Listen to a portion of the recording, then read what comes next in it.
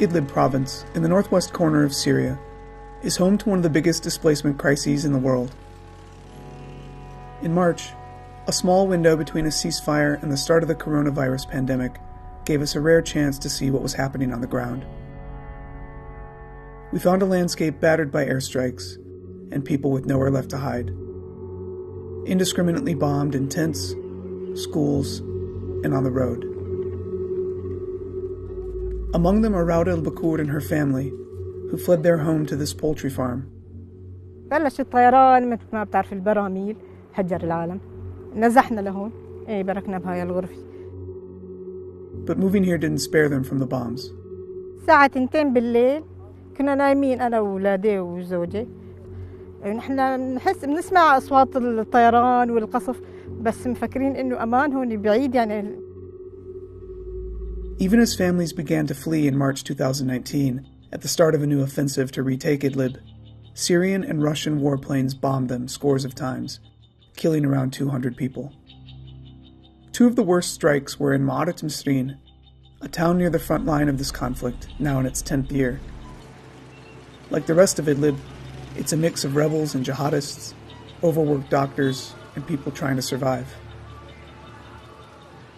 On February 25th, the neighborhood surrounding the town's hospital came under attack, including a school across the street. It was hosting dozens of displaced families when an explosion sprayed shrapnel across the courtyard.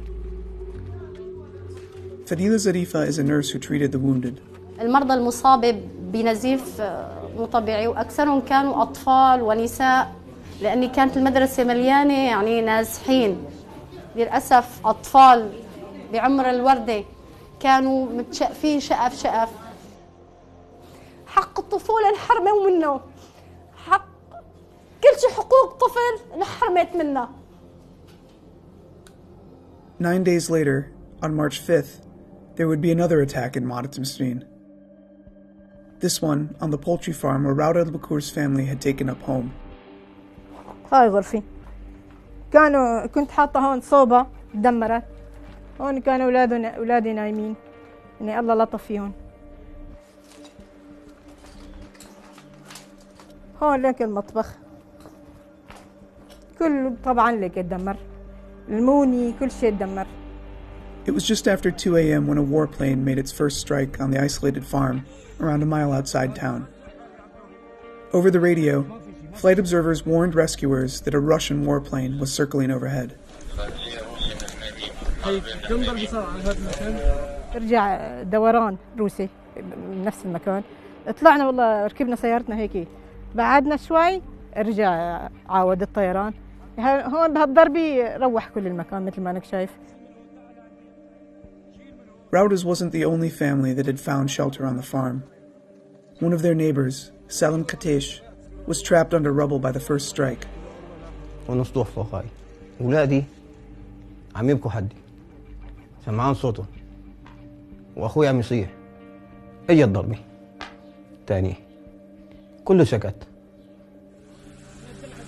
Rescuers pulled Salem's brother, Mohammed, out from the rubble.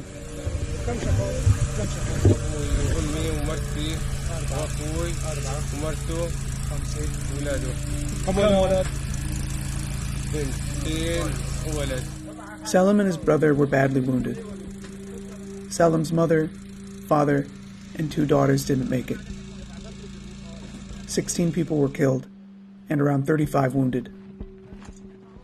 The Times has documented 33 airstrikes on displaced people in northwest Syria since March 2019, when the offensive began.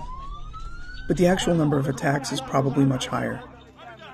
Around 1,800 civilians in the northwest have been killed in the past year in shelling and airstrikes.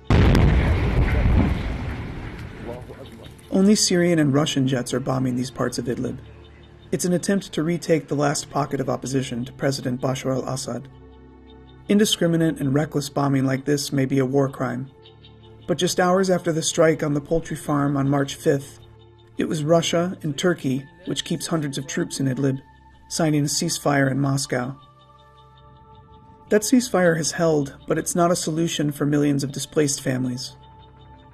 Formal and informal camps here have swelled, and families are living in packed tents without running water, healthcare, or reliable food.